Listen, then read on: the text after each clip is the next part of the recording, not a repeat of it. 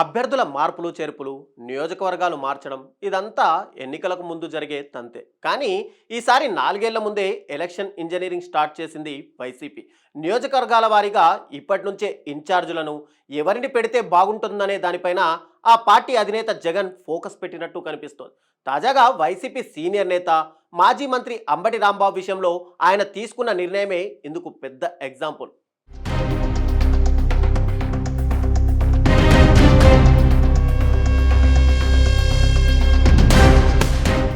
YSR Congress party ఉమ్మడి గుంటూరు జిల్లాలో కీలక మార్పు చోటు చేసుకుంది.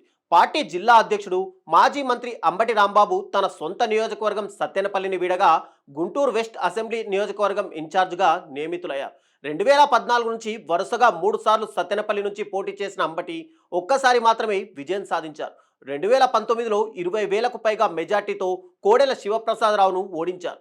అంతకుముందు 2014లో కోడెల, 2024లో కన్నా లక్ష్మీనారాయణ చేతిలో ఓటమి చవిచూశారు.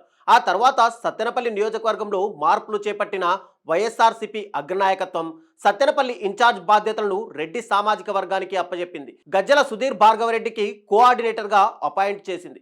దీనితో అంబటి రాంబాబు ఈ నియోజకవర్గాన్ని వీడడం ఖాయమైంది. గుంటూరు జిల్లా పార్టీ అధ్యక్షుడిగా ఉన్న అంబటికి కీలకమైన గుంటూరు వెస్ట్ అసెంబ్లీ నియోజకవర్గ సమన్వయకర్తగా బాధ్యతలు అప్పగించారు. టీడీపీకి కంచుకోటగా భావించే గుంటూరు వెస్ట్లో అంబటి అయితేనే నెగ్గుకు రాగలరని జగన్ భావిస్తున్నట్టు తెలుస్తోంది.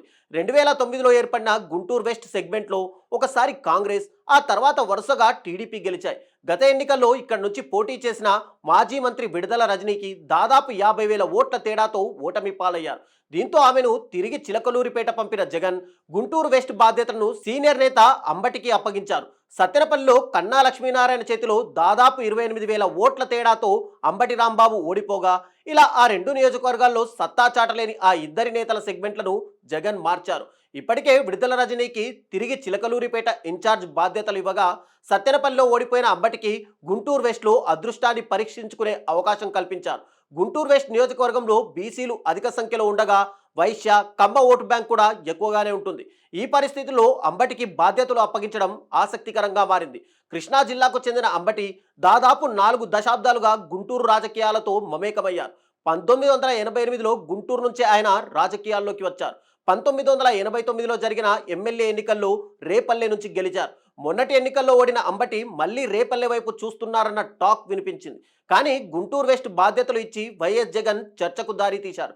అయితే సత్తెనపల్లిలో అంబటి స్థానికేతరుడు అన్న విమర్శలతో అక్కడ పార్టీ బలం పుంజుకోవడం లేదని అధిష్టానం ఆయనను సమన్వయకర్త బాధ్యతల నుంచి తప్పించిందని టాక్ వినిపిస్తుంది.